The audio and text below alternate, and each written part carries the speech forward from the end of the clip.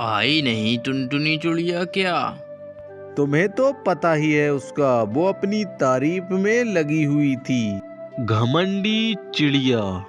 इस जंगल में सबसे ज्यादा खूबसूरत मैं हूँ। इस जंगल में मुझसे खूबसूरत कोई भी पक्षी नहीं है। टुनटुनी चिड़िया खूबसूरत तो थी ही, लेकिन वो अपनी तारीफें खुद से ही करती रहती थी।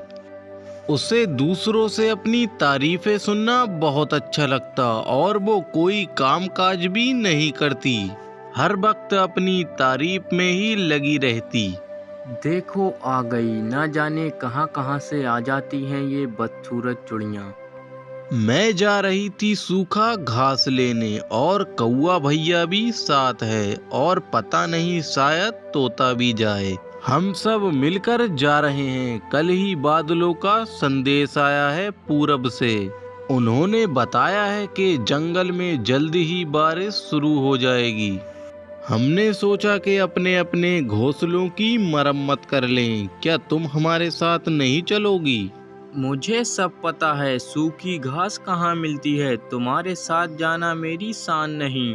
तुमने कभी अपनी शक्ल देखी है आईने में? तुम कहाँ इतनी बदसूरत और मैं कहाँ इतनी खूबसूरत। तुम्हारी बिल्कुल भी औकात नहीं मेरे साथ जाने की। मैं अपना काम करना खुद जानती हूँ, तुम यहाँ से चली जाओ। टुनटुनी थी तो पारो की पड़ोसन, लेकिन वो पारो से कभी भी ठीक से बात नहीं करती। वो ये समझती थी कि मैं जितनी सुंदर हूँ, मेरी दोस्ती भी उतने ही सुंदर पक्षियों से होनी चाहिए। उसे अपनी खूबसूरती के घमंड में शायद कोई भी उसके जैसा नहीं दिखता, और वो इसीलिए किसी से भी अपनी दोस्ती नहीं करती। इतना फालतू बोलना तुम्हारे लिए बिल्कुल सही नहीं। अगर ना जाना तो ना सही, लेकिन इतनी फजूल बातें करने का क्या फायदा। मैं तो तुम्हारे ही अच्छे के लिए आई थी, भला इसमें मेरा कोई फायदा है? अरे जाओ भागो यहाँ से, बड़ी आई मेरा ख्याल रखने वाली। और पारो चिड़िया वहां से चली जाती है। आई नहीं टुनटुनी चिड़िया क्या? तुम्हें तो पता ही है उसका, वो अपनी तारीफ में लगी हुई थी। तुमने बताया नहीं कि बादलों का संदेश आया है? सब बताया, लेकिन वो नहीं मानी।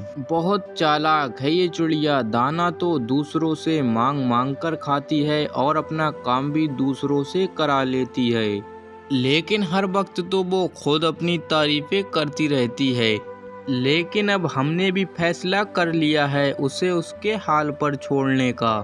चलो अब हम चलते हैं। अगले ही दिन पारो के बेटे का जन्मदिन होता है। वो टुनटुनी चिड़िया के पास आती है। टुनटुनी, आज मेरे इकलौते बेटे का जन्मदिन है, तुम शाम को जरूर आना। मैं बाकी पक्षियों को भी बता आई हूँ, बहुत मजा आएगा, सब साथ में भोजन करेंगे। चलो मैं देखती हूँ, लेकिन मुझे डर है कहीं तुम्हारी बदसूरती का असर मुझ पर भी ना हो जाए। तुम हर वक्त पता नहीं फजूल बातें क्यों सोचती रहती हो। और पारो चिड़िया वहां से चली जाती है। कराती हूँ तुम्हारे बेटे का जन्मदिन। ये जन्मदिन तुम अकेले ही मनाओगी, मुझे कुछ करना होगा। और टुनटुनी सीधे कौवे के पास जाती है। और कौवे मियाँ, क्या तैयारी चल रही है? आज पारो के बेटे का जन्मदिन है, उधर जाना है शाम को, उसी की तैयारी चल रही है। अरे कौवे भैया, तुम तो बहुत भोले हो। तुम्हें पता है जब तुम पिछली बार पारो के बेटे के जन्मदिन पे गए थे तो वो मुझसे क्या कह रही थी? वो कह रही थी कौवा बहुत ही गंदा था और नहा कर भी नहीं आया था। मेरा बस नहीं चला, मैं उसे अपने घर से बाहर निकाल दूं, वरना मैं उसे घर से बाहर फेंक देती। क्या बोल रही हो तुम? पारो ऐसा कह रही थी? तुम तो पागल हो जो उसकी खुशियों में शरीक होते हो। मैं तो कभी नहीं जाती। अगर ऐसा है तो मैं भी अपने घर का राजा हूँ, मैं भी उसकी खुशियों में शामिल होने नहीं जाऊंगा। कौवे भैया, ये हुई ना बात। और टुनटुनी चिड़िया वहां से चली जाती है। और टुनटुनी तोते के पास चली जाती है। अरे तोते भैया, तुम्हें पता है वो बदसूरत चिड़िया मुझसे क्या कह रही थी? उसके बेटे का जन्मदिन है, वो मुझे बुलाने आई थी। तो मैंने उससे पूछा तुमने तोते को बुलाया है क्या? तो उसने मुझसे कहा मैंने उसे बुलाया तो है, लेकिन वो खाता बहुत है। पिछली बार मेरे बेटे के जन्मदिन पर सारा दाना खा गया था और मुझे सभी पक्षियों के सामने शर्मिंदगी महसूस करनी पड़ी। मनाए वो अपने बेटे का जन्मदिन अकेले ही, मैं भी नहीं जाऊंगा। हाँ हाँ तोते भाई, कौवा भी नहीं जा रहा। और फिर टुनटुनी चिड़िया अपने घर चली जाती है।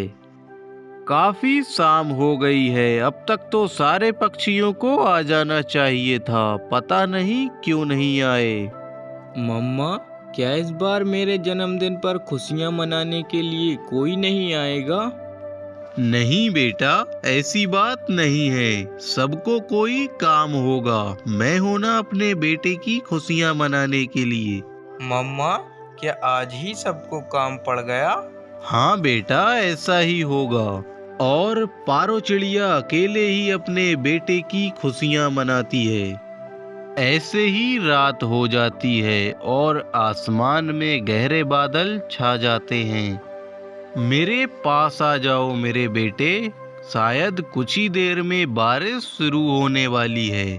और फिर बारिश शुरू हो जाती है और फिर हवाएं भी बहुत तेज चलने लगती हैं, मानो के तूफान आ गया हो।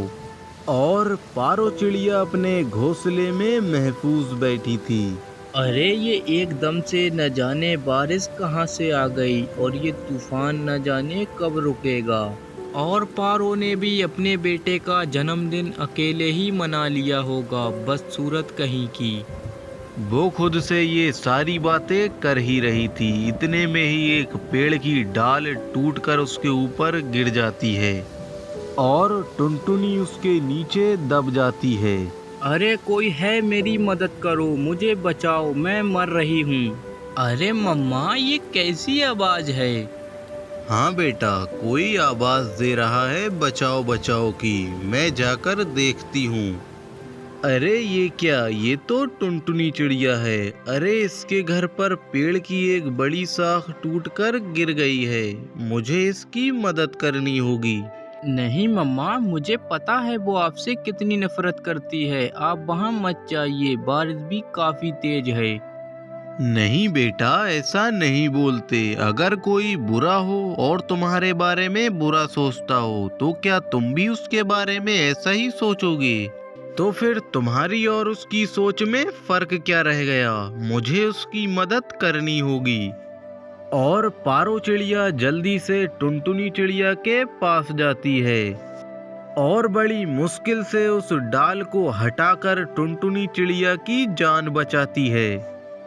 तुम्हारा बहुत नुकसान हो गया है, तुम्हारा घर टूट गया है, तुम जल्दी से मेरे साथ आ जाओ। और वो टुनटुनी चिड़िया को अपने घर ले आती है। पारो, तुम मुझे माफ कर दो, मैंने मौत को बहुत करीब से देखा है। अगर तुम वहाँ ना आती तो मैं कभी ना बचती। मैंने तुम्हारे बारे में बहुत बुरा सोचा, लेकिन फिर भी तुमने मेरी जान बचाई। मैं तुम्हारा ये एहसान कभी नहीं भूलूंगी। ऐसा कुछ नहीं है, बस अच्छा सोचो। दूसरों की मदद करना ही हमारी जिंदगी का मकसद है। हम अपने लिए कम और दूसरों के लिए ज्यादा जीते हैं। और अब शायद टुनटुनी चिड़िया भी अपनी सोच बदल लेगी। हमें इस कहानी से ये सीख मिलती है, अगर कोई हमारे बारे में बुरा सोचता है तो बदले में हमें उसके बारे में अच्छा ही सोचना चाहिए।